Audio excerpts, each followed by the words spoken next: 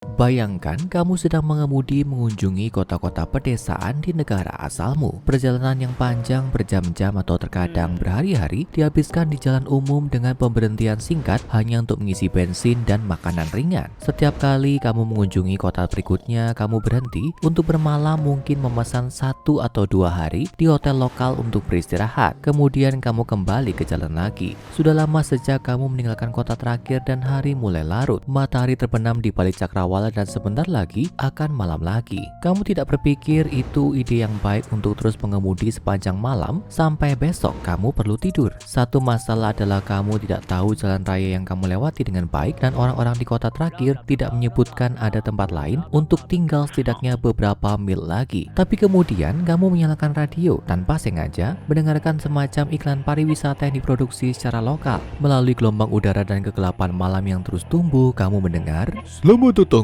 di Tanah Kapur, kota pedesaan yang bagus dengan populasi yang tidak mau pergi. Terletak tak jauh dari jalan tol, Anda akan menemukan kota kami dipenuhi dengan segala macam yang penuh warna yang suka menyapa wajah baru. Dari saat Anda tiba, Anda akan melihat secara langsung kecintaan penduduk lokal Tanah Kapur terhadap seni dan ekspresi. Dan kami bahkan mendorong warga muda kami untuk ikut bersenang-senang dan menunjukkan bakat kreatif mereka. Tanah Kapur, begitu kamu di sini, kamu tidak akan bisa pergi. Tanah Kapur, kamu belum pernah mendengar tentang tempat itu. Itu tidak ada di peta manapun saat kamu merencanakan rute dan bahkan tidak muncul di GPS mobilmu. Dan terlebih lagi, orang-orang di kota terakhir yang kamu kunjungi tidak pernah mengatakan apa-apa tentang itu. Mereka mengatakan kota tetangga terdekat itu cukup jauh. Apakah mereka berbohong? Mengapa mereka tidak memberitahu bahwa kota lain ini lebih dekat? Kamu melihat tanda jalan di depan, nunjuk ke arah belokan ke Tanah Kapur, dan memutuskan untuk mencoba peluangmu istirahat malam yang baik dan kamu akan kembali ke jalan, atau begitulah yang kamu pikir.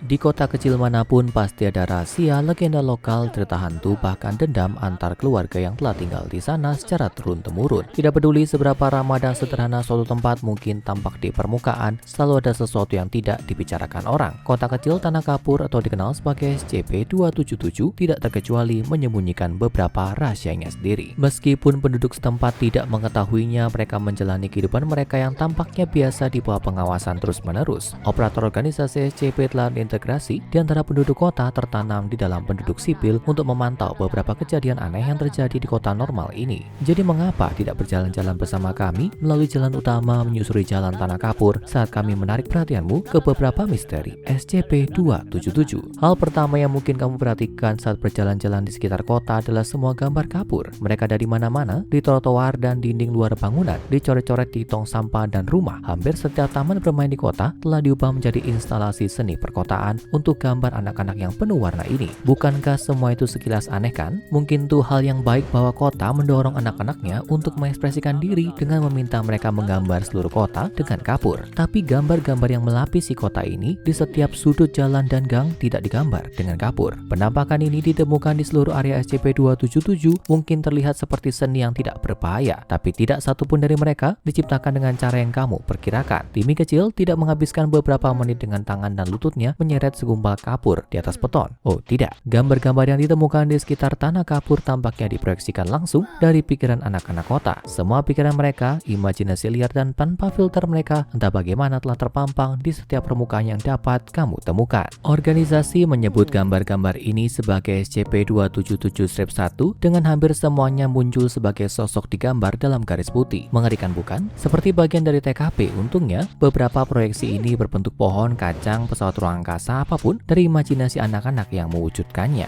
Sebuah contoh dari SCP-277-1 tidak memiliki bentuk fisik atau tubuh 3 dimensi yang substansial, dan ukuran bentuk, gaya, dan kompleksitas dari setiap gambar bervariasi, semua tergantung pada anak yang membuatnya. Selain itu, hanya anak-anak yang memiliki kemampuan untuk menghasilkan gambar-gambar ini. Siapapun di atas usia remaja sama sekali tidak dapat melakukannya. Adapun bagaimana tepatnya anak-anak Tanah Kapur membuat contoh SCP-277-1? Ya, sebagian besar waktu mereka bahkan tidak menyadari bahwa mereka sedang memproyeksikan pikiran mereka ke dalam bentuk gambar anomali ini. Itu sepenuhnya tidak disadari dan proses tidak disengaja. Sulit bagi organisasi SCP untuk memberikan angka pasti jumlah anak di Tanah Kapur, mengingat besarnya kota dan populasinya. Jadi memprediksi memprediksi jumlah pasti dari contoh aktif SCP-277-1 pada satu waktu cukup rumit, kalau tidak benar-benar tidak mungkin. Agen organisasi yang ada di antara penduduk kota telah dapat memastikan bahwa gambar atau proyeksi ini mampu berinteraksi dengan sesama contoh SCP-277-1, sementara objek fisik dapat melewatinya tanpa menyebabkan atau mempertahankan segala bentuk kerusakan. Karena faktor inilah anak-anak yang tinggal di SCP-277 sering terlihat bermain dengan proyeksi kapur mereka, dan keberadaan gambar-gambar hidup ini dipandang sebagai kejadian yang benar-benar normal dan sehari-hari oleh penduduk dewasa di tanah kapur. Faktanya, kamu bertanya kepada siapa saja yang tumbuh besar dengan tinggal di SCP-277, setiap penduduk lokal seumur hidup yang lahir dan besar di tanah kapur, dan mereka akan memberitahumu bahwa proyeksi kapur hidup dari anak-anak kota telah ada selama kota itu sendiri ada. Menurut klaim dari penduduk yang lebih tua, contoh SCP-277-1 telah muncul di tanah kapur selama bertahun-tahun sejak SCP-277 pertama kali dijajah dan pemukim paling awal datang ke kota.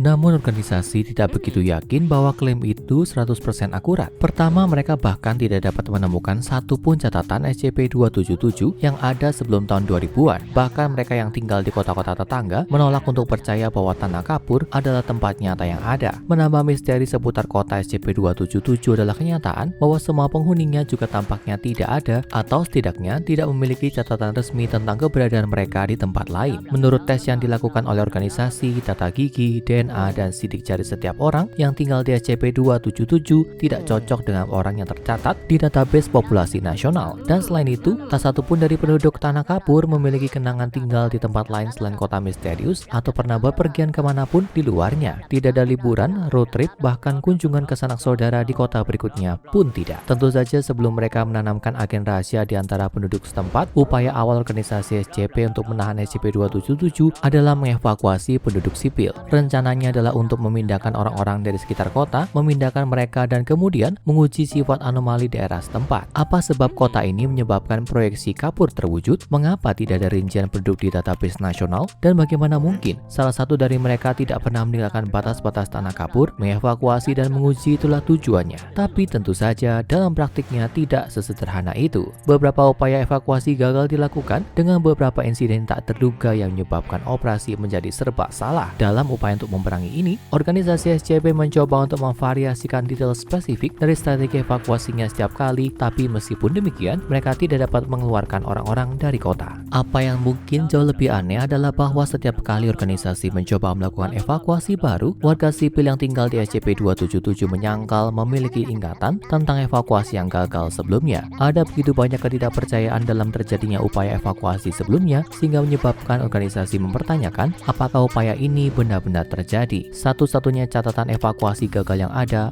di file mereka sendiri. Pada kesempatan yang aneh, operator organisasi dapat membuat satu atau dua penghuni SCP-277 cukup jauh dari kota. Mereka mengetahui bahwa itu adalah latihan yang sia-sia. Setelah menghabiskan lebih dari beberapa menit di luar perbatasan tanah kapur, seorang penduduk akan mengalami semacam insiden kekerasan. Hal pasti dari apa yang terjadi pada mereka telah disensor, namun kita tahu pasti bahwa mereka tidak dibunuh hanya dengan meninggalkan kota. Tak lama setelah itu, warga sipil yang dievakuasi ini akan ditemukan kembali di dalam SCP-277 tanpa ingatan pernah meninggalkan kota. Tapi apa yang menyebabkan semua upaya evakuasi ini gagal? Apa sebenarnya yang mencegah penduduk kota pergi? Nah, jawaban atas pertanyaan-pertanyaan ini dapat ditemukan dalam contoh unik SCP-277-1 yang jauh lebih aktif bermusuhan, versi gambar kapur yang secara kolektif diberi sebutan SCP-277-1-R. Contoh-contoh ini pertama kali muncul beberapa waktu sebelum organisasi mulai mencoba mengevakuasi tanah kapur. Salah satu agen mereka yang menyamar di dalam kota dan memantau aktivitas anomali melihat proyeksi SCP-277-1 yang tampaknya standar dalam bentuk kelinci. Itu bukan gambar yang telah diperhatikan sebelumnya, jadi tidak ada dalam laporan sebelumnya yang keluar dari SCP-277. Tapi disitulah itu di perpustakaan lokal.